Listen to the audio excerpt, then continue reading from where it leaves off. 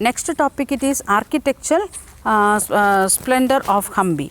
Hampi is located in Krishna Tungabhadra basin, which formed the nucleus of Vijayanagara Empire founded in 1336. So, Hampi, it is that town is made by whom the Vijayanagara empires, and they start that emperor dynasty it started in 1336. It was a well fortified city. Hampi was a well fortified city, and where it is located? It is located in the Krishna Tungabhadra basin. So, the Krishna and Tungabhadra, in that river area it's made which one? The Hampi.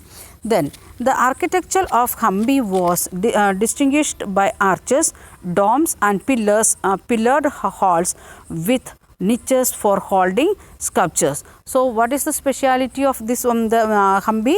And we can see many arches, even domes and pillared halls, and that is having the holding of the sculptures. Then temples were the hub of culture, activities, and Devadasis means temple dances performed before the deity. And in Hampi area they made many temples, and they had a cultural hall, like that we can say. In that many cultural activities taken place, and with that means the gathering of the poets, like that many cultural activities took place there. With that we can see Devadasis means the temple dancers was performing dances in front of God to please God. Then Hampi fell into ruin following the defeat of Vijayanagara in 1566 by Deccani Sultan. The Deccani Sultan becoming more powerful and destroying whom? This Vijayanagara emperor, and that time it is the Hampi city that destroyed, partially destroyed by Deccani Sultanate, in which year? 1566. The next one, a gateway to the west. We have seen in Gujarat, we had like the that area we had the good relation with Arab countries or Persian countries, like that. So, we are going to see it is a gateway to which side? West side. Surat in Gujarat was an emporium of western trade during the Mughal period. Even in the Mughal period also, this Gujarat had a good contact with other country people, and that time it was considered as an emporium of the western trade. In the 17th century, the Portuguese, Dutch and English had their factories and warehouse at Surat. In which century? 17th century is when the Portuguese, Dutch and English people came and started their East India companies here. That time they had their warehouse as well as factories in Surat area. There were also several retail and wholesale shops selling cotton textile. Now also in olden days also we had, or we are having wholesale as well as retail cotton shops were in Surat. In the Kathiawar Seth or the Mahajans, money changers, had huge banking house at Surat.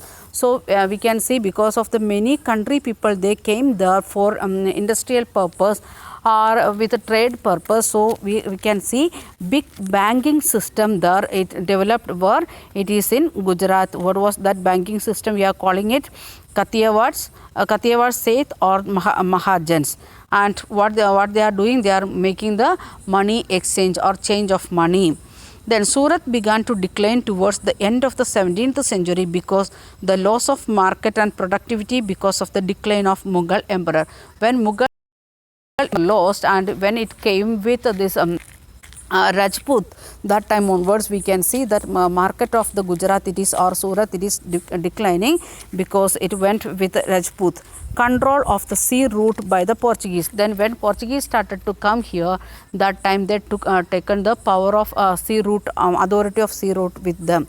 So, we can't go and go to other countries, it was restricted. Then next one, competition from Mumbai. Mumbai is developed like anything, and because of that one they lost their power also, trade power also. So, we discuss about Surat, and first point again, Surat it is an emporium of western trade.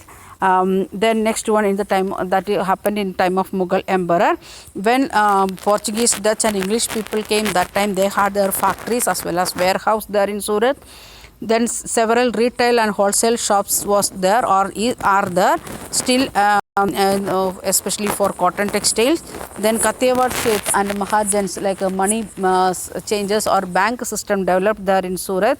Then Surat became declined because at the end of 17th century because they lost market and productivity because of decline of Mughal emperor. Then control of the sea route by Portuguese, and last point, competition from Bombay. The next point is fishing in troubled waters and waters, that is Machilipatnam. The town of Machilipatnam or Machilipatnam, literally known as fish fort town, lay on the delta of Krishna river. Again, next one, again it is Krishna river, that is in Andhra Pradesh. The fort of the Machilipatnam was built by Dutch. The competition among various trading groups of Golconda nobles, Persian merchants, Telugu Komati Chettis and European traders made the city populous and prosperous. So not only one group, it started by Dutch people, but many other groups also used that port for trade purpose. Who all use Golconda nobles, they are from Telangana and Andhra area, even they partially we can say like that from Maharashtra also. Then Persian merchants, then Telugu Komati Chettias and European traders, all together that city or port become famous and popular as well as prosperous also. 1686 to 1687, Mughal Emperor Aurangzeb annexed Golconda. Then when Golconda area taken under the leadership of or the Mughal Emperor, then what happened? This caused the European companies to look for alternatives. So Golconda area, in that area only it is coming the Machilipatnam. So the Machilipatnam come under the control of Mughal Emperor. So they lost their Europeans lost their power, or so they started to think about the alternative instead of this Machilipatnam. As the company traders moved to Bombay, Calcutta and Madras, present day Chennai, Machilipatnam lost both its merchant and prosperity. So the European traders as well as Indian traders thought about, instead of using this Machilipatnam as a trade port, they started to use other areas.